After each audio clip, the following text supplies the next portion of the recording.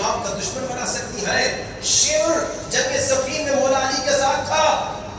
شمر مولا حسین کا قاتل بن گیا. اس کے اندر پیسے کی محبت تھی. یہ نفس کی بیماری ہے.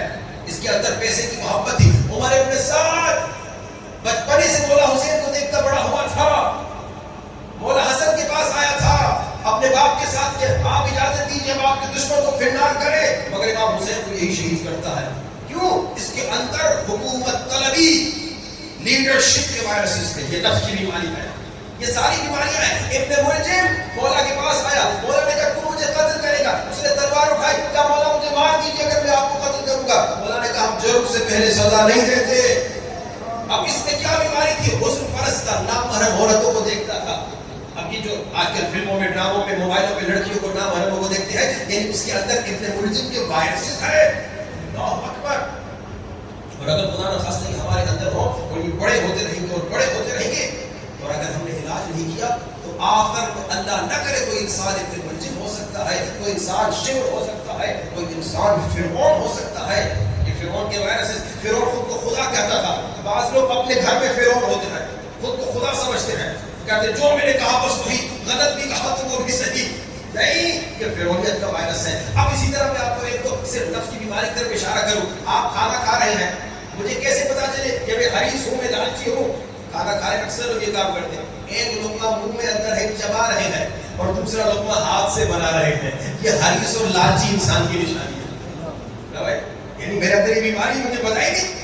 اچھا جی, آئینے کے سامنے کھڑے ہو گئے اور پھر جوان اکثر کرتے خواتین میں ماشاءاللہ کتنا حسین ہوں, میں کتنا خوبصورت ہوں. یہ عجب کی بیماری ہے. یعنی میرے اندر عجب کی بیماری, یہ نفس کی بیماریاں ہیں. یہ ہمیں امام سے دور کر رہی ہے. ان موضوعات پہ انشاءاللہ گفتگو کریں گے کہ امام زمانہ سے کون سی چیزیں ہمیں دور کر رہی ہیں. ایک بچے نے آ کے مجھے سلام کیا, میں نے سلام کا جواب بھی نہیں دیا. یا ایک بچہ میرے سامنے آیا, میں نے اسے سلام کرنے میں پہل نہیں کیا کہ میں کیوں سلام کروں, یہ تو بچہ. یعنی میرے اندر تکبر کی بیماری ہے. کسی نے میری تعریف کر لی, مولانا صاحب آج کماش کی مجلس پڑھی, میں بڑا خوش ہو گیا, واہ. یعنی میرے اندر ریاکاری کی بیماری. یہ ساری نفس کی بیماریاں ہیں. اور کہاں سے پتا چلے؟ اہل بیت نے ہمیں بتایا. لیکن اہل بیت نے یہ بھی بتایا, دیکھو اگر تم اپنی نفس کی بیماری کا علاج کرنا چاہتے ہو نا, تم خود سب سے پہلے اپنے ڈاکٹر, بالکل جیسے ڈاکٹر کے پاس بدن کی بیماری کے لیے جاتے ہیں, پہلے ڈاکٹر آپ ہوتے ہیں.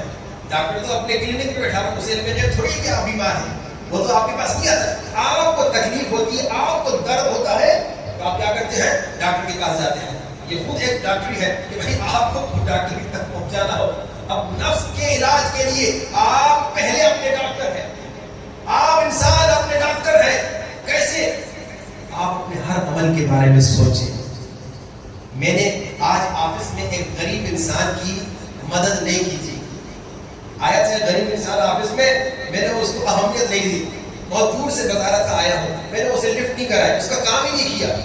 اب یہاں پہ نفس اندر سے کہے گا نہیں میں بزی تھا, اسی لیے اس کا کام نہیں کیا. کل آ جائے گا, پھر روح کی آواز آتی ہے. لیکن اسی وقت جب تو بزی تھا, تمہیں مثال کے طور پہ واش روم بھی جانے کی ضرورت تھی اور بہت ضروری جانا تھا تمہیں واش روم, اسی وقت ایک بہت بڑا امیر آ گیا, تو واش روم بھی اپنا بھول گیا, تو اس کی خدمت میں لگ گیا.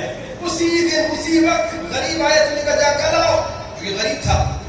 اب آپ ہر عمل پہ سوچیں گے تو پتا چلے گا, یعنی میں نے اس بیچارے غریب کو ٹھکرا کے اس امیر کا کام کر کے تکبر کیا.